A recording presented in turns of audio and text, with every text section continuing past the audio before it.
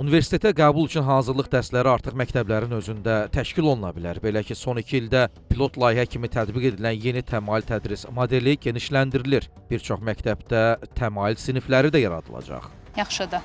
Niyə? Ən azı uşaqlar heç olmayan məqsədli yuxarı siniflərdə davamiyyətlə bağlı, hazırlıqlarla bağlı məktəbə cəlb daha çox olacaq, davamiyyət olacaq və şəxsən zövq alaram. Mən belə fikirləşirəm ki, bütün fənləri mənimsəməlidir. İndi elə zamanadır ki, qızım, yəni hər şeyi bilməlisən. Təkcə fizika, riyaziyyat yox. Qrupa mən sizlə razı. 10-cu sinifdən sonra onu o qrup üzrə hansı fənlər gedirsə də onu mütləq.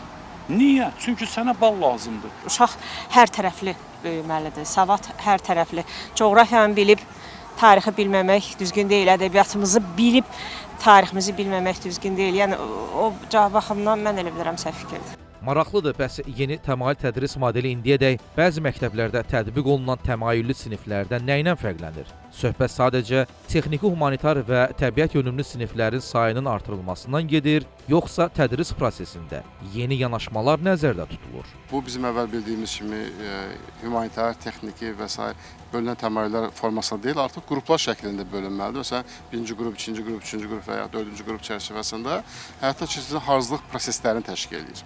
Belə ki, burada artıq abituriyentlərimiz universitetlərə hazırlıq dərslərinə qoşulacaqlar. Məsələn, coğrafiya fənninin vurğulandığı kimi 6-cı sinifdən başlayaraq 2 il müddətində təkrarlanacaq, informatikası, kimyası, fizikası və s.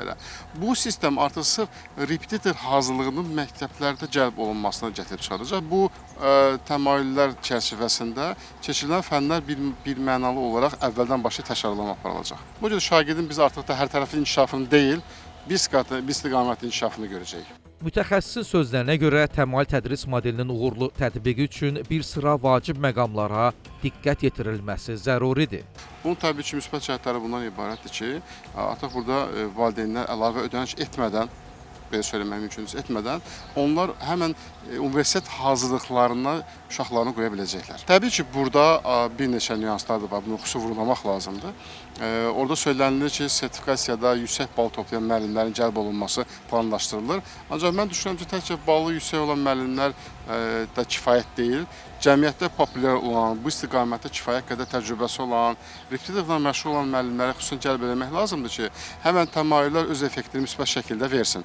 Əks halda yenə repetitorlarımızın sayı kifayət qədər çox olacaq.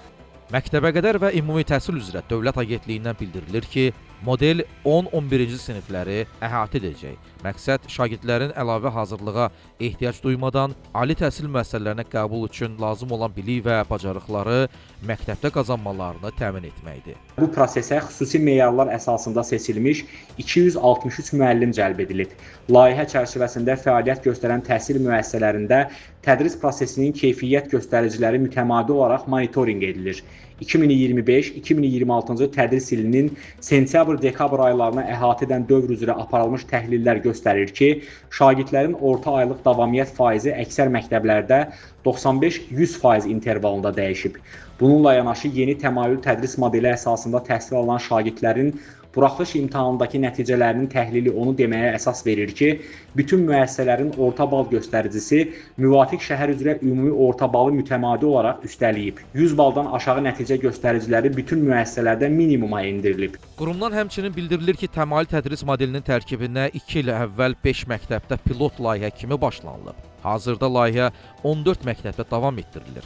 Əldə olunan nəticələr nəzərə alınaraq, modelin mərhələli şəkildə genişləndirilməsi və gələcəkdə 100 məktəbi əhatə etməsi planlaşdırılır. Yeni təmayül tədris modeli üzrə təhsil almaq istəyənlər regional təhsil idarələrinə müraciət edərək ətraflı məlumat əldə edə bilərlər. Alin Rəsulzadə, Vüsal Hüseynov, Ayaz Süleyman, Soy xəbər ertəsi.